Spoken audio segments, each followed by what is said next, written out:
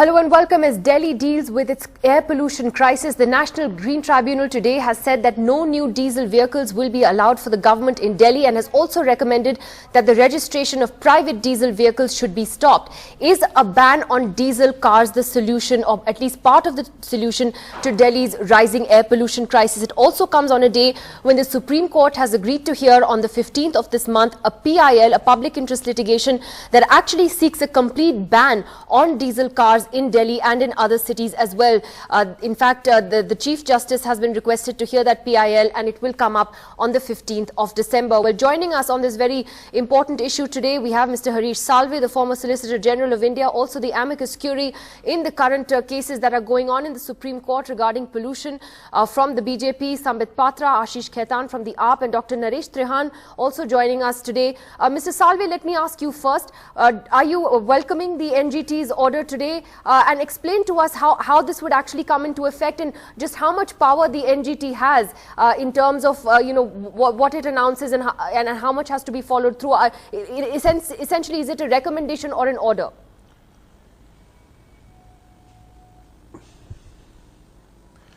I have not seen its text, and you're right, being a statutory tribunal, there are limitations on its orders and their implementation, but the matter which was heard by the Supreme Court and which is now going to be heard further on Tuesday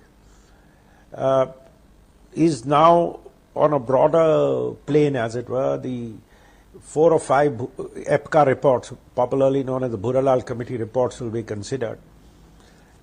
And up till now, we have always considered the recommendations, including their urgency, in a very different backdrop.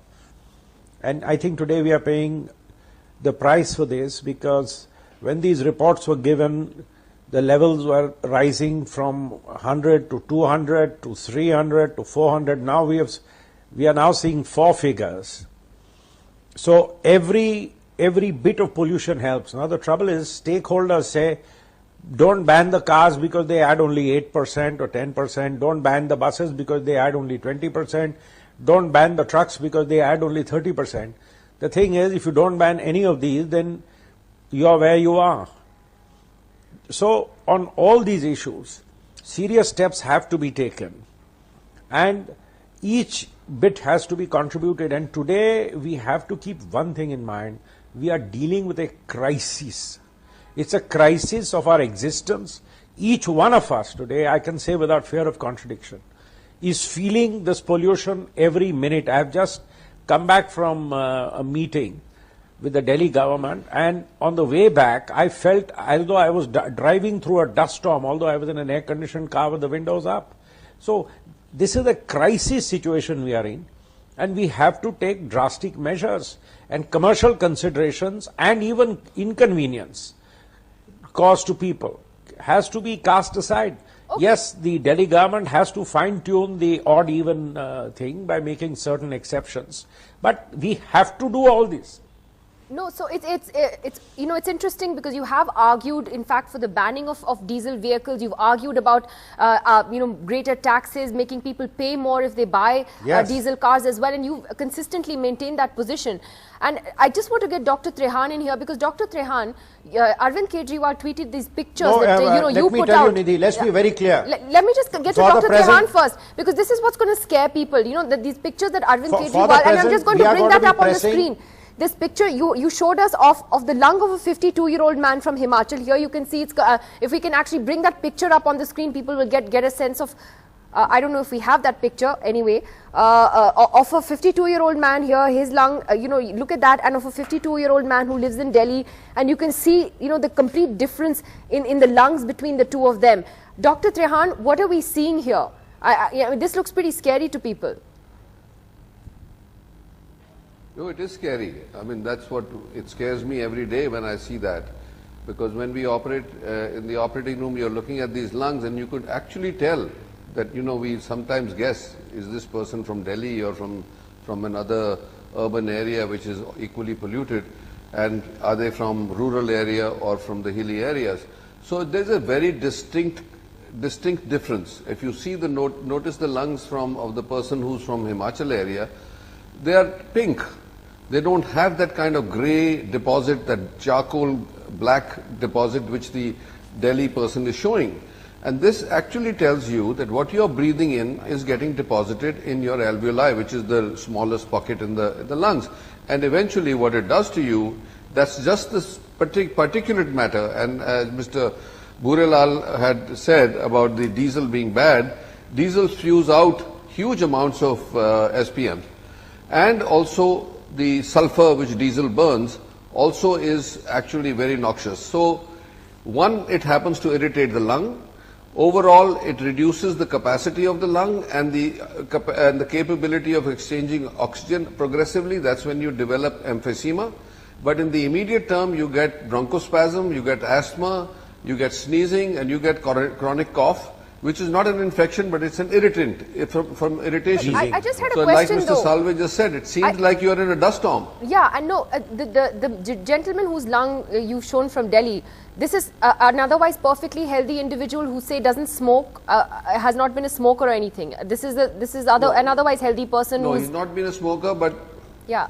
no, but these are operating room pictures of patients who are undergoing bypass surgery. While I'm operating, I'm looking at their lungs, and that's what that we see. So it's got but they're not smokers. That's why I deliberately chose patients who are non-smokers.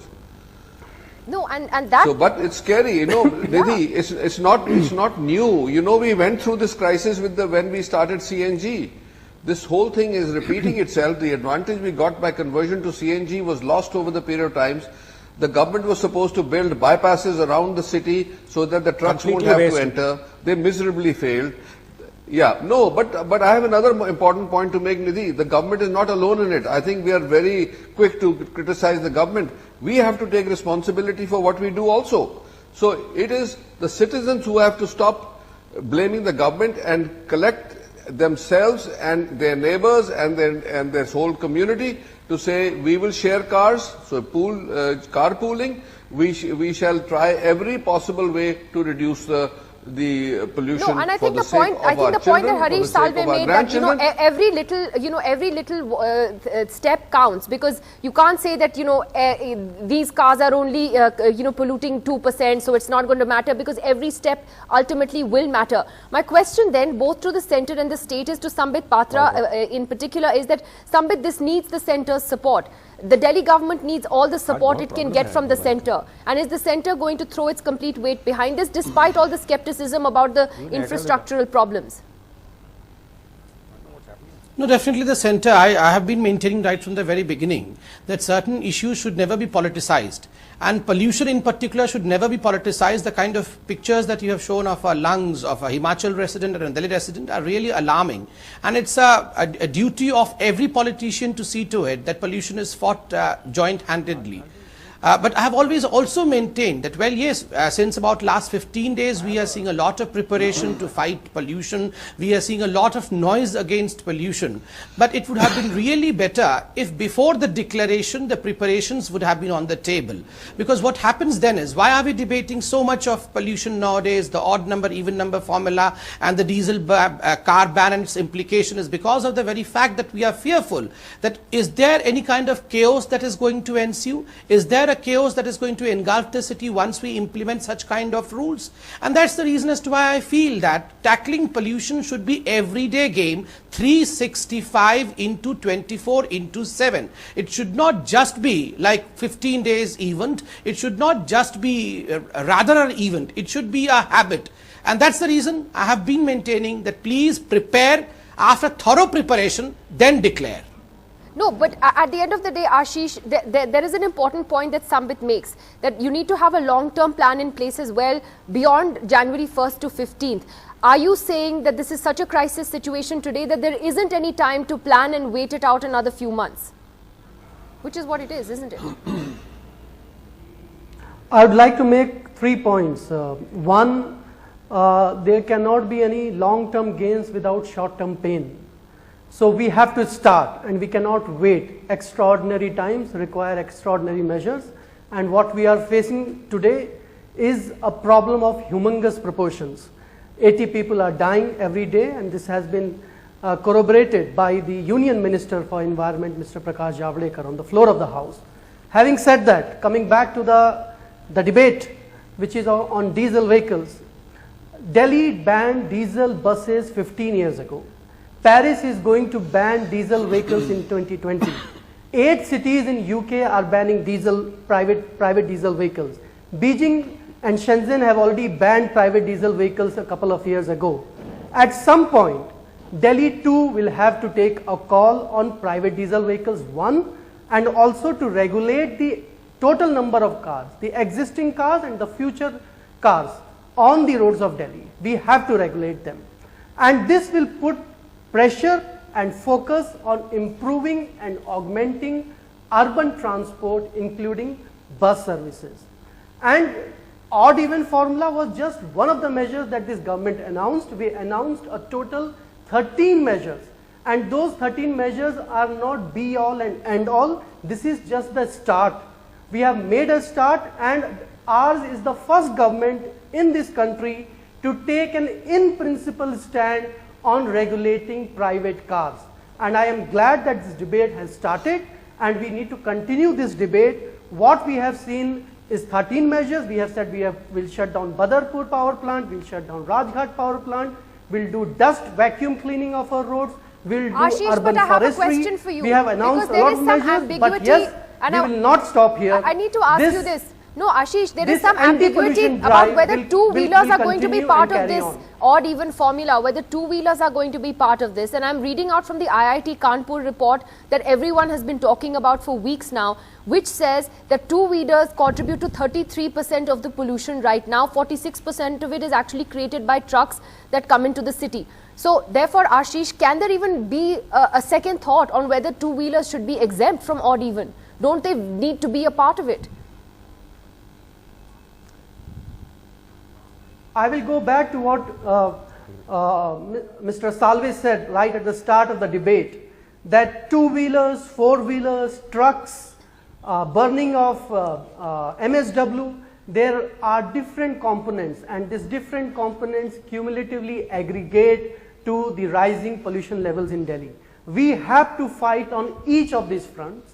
Each of these fronts have to be combated, whether it's burning of MSW, municipal solid waste, whether it is thermal power plants, whether it is two-wheelers, four-wheelers, diesel, whether it is switching and migrating to BS6 and BS4 nationally. All this has to be done. We have to start. Today we have started with cars. At some point we'll also have to address two-wheelers.